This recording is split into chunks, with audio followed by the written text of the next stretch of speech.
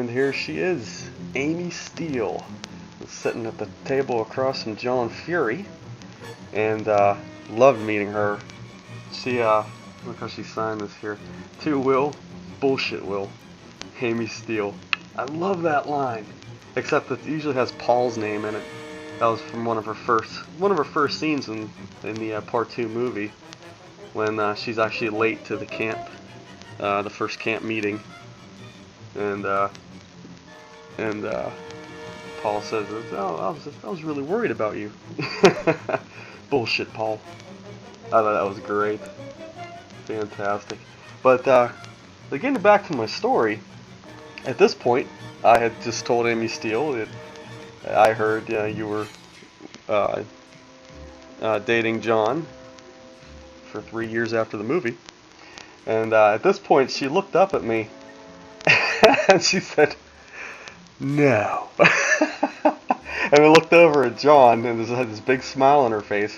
And then she said to John, after she got his attention, she's like, "You said we were dating for 3 years after the movie?" And he's like, "Well, yeah, I guess so." Trying to pretend like he didn't say anything. But then Amy Steele came back with something. It was like, "John, get it right. It was 5 years after the movie." I was just, everyone was laughing. It was just hilarious.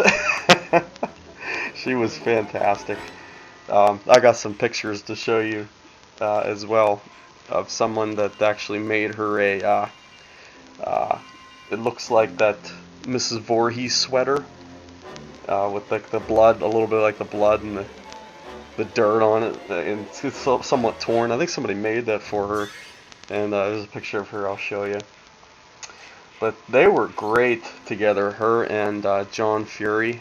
You should have seen it, the Q&A session. John was up to his old tricks again, and someone asked him in the crowds, "How would have, if you were to write the ending of Part 2, how would have you written it?" And he put on his glasses. He's like, "I'm glad you." It's like, "I'm glad you asked that," which I think was a setup as well. And he's like, "You're only going to see it once." And he had Amy kind of play along with him and say some lines, like around the end, like Amy walks into the shed or something like that, or a shed, or Jason's homemade house, and they're supposed to say to John, "Paul, you're not dead." And then John says, as Paul leans in, looks at her and leans in for a tender kiss, he says, "Jason's only a legend, Ginny, a legend." And at that point, he gave Amy Steele a real tender kiss on stage, and the room went wild. Everybody loved it. You'll probably never see that again.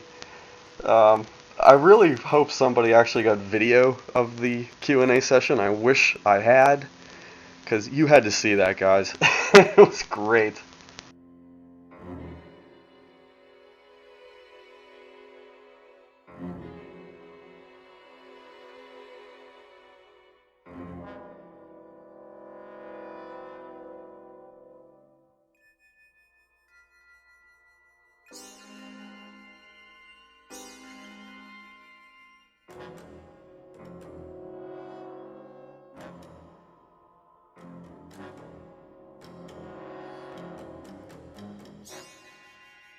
Next up here we have Dana Kimmel from Part 3. I love this picture with Mrs. Voorhees, dead Mrs. Voorhees, coming up behind her. Awesome. To Will, best always, Dana Kimmel. And she's really, it's really neat because she's really like her character. I swear, I mean, I felt like I was meeting the character Chris that she plays, because her in real life, she's just like her actual character. It's amazing. At the convention, she had her 2 daughters sitting with her at her table, and they're both they both really had the same type of features that Dana Kimmel has. You could definitely tell that those were her daughters, and her and her daughters loved that golden axe. She was the one that I had sign the golden axe that I showed you in my other part. Um, yeah, she was a lot of fun to talk to, and I even told her when I brought my axe up to her, I told her, "You are the first person to actually give Jason an axe to the head, and would you please sign my golden axe?" So, she was honored. uh,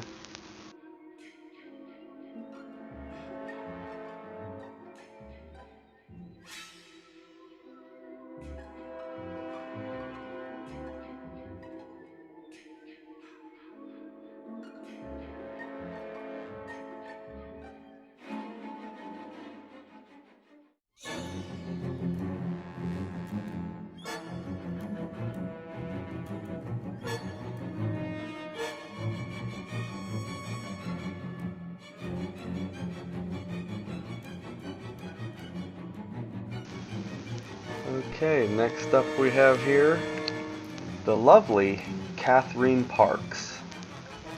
And she was a trip. This was right after Dana Kimmel signed my gold axe, and I told you that little story about how she came up to me and wanted to see it. Right after Dana, I moved over right to her table because she was right next to her. And there she is.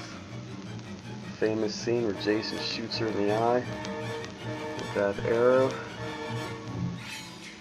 And she wrote, "Will, wear a helmet if you go near the water." Catherine Parks, Vera. She was funny. She's telling us all about this scene actually and how this frozen the water was. And she actually refused to wear a wetsuit, which they really wanted her to wear, but she refused because she didn't want to look fat for this movie. or this scene. It was just one of those things. She just did not want to look fat. So she went in there frozen, and then you could actually see right here. See how her arm kind of goes down there? She's holding herself up, she said. What the directors wanted was they wanted to see partial of her body, partial of her face, and the damage done to her eye. So the only way she was able to do that is if she were to keep herself afloat by keeping just that one arm down at the bottom. So that's how that was done. And she was talking to us in the Q&A about that eyepiece right there, and they're putting that prosthetic on, and the arrow actually just like screwing into her eye.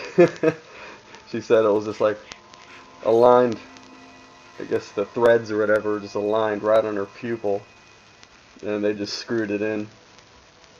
And that's how that was done. She's still very lovely today. You could easily pick her out in a crowd. She's just looks pretty much the same. And there was one more thing too that I found out that I totally forgot about. It was on her table, and she was actually telling me about it. She was also in Weekend at Bernie's. There it is. I totally forgot about this. She was in Weekend at Bernie's. And she had a stack of these. This is the only stack she had with Weekend at Bernie's pictures. And I forget what it's been a long time since I've seen this movie, but I think in this scene she's grabbing his crotch or something. I think her name might be Tina or something in this movie. Or like I said, it's been a long time. I can't really remember, but this was a great movie in the 80s, man. And I totally forgot she was in it. And look what she wrote here. "Will, here's a horror picture for you." Catherine Parks. Oh, an interesting part is she actually signed it Vera, which is her Friday the 13th Part 3 name and character, and not her actual character name for Weekend at Bernie's. But we know who she is. Just a great, fun-loving girl. I highly recommend meeting her. You won't be sorry.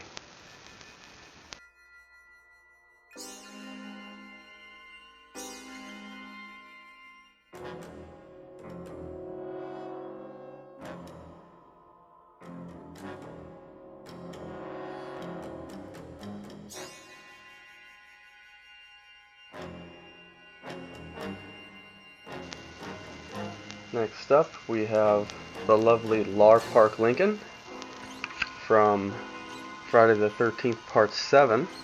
She played Tina. And Lar Park Lincoln, there she is. Still as lovely as ever today. And there she signed in silver, Lar Park Lincoln. And on the personal request I had here for her to put on there, one of my favorite lines from the movie, "Bad News Cruise."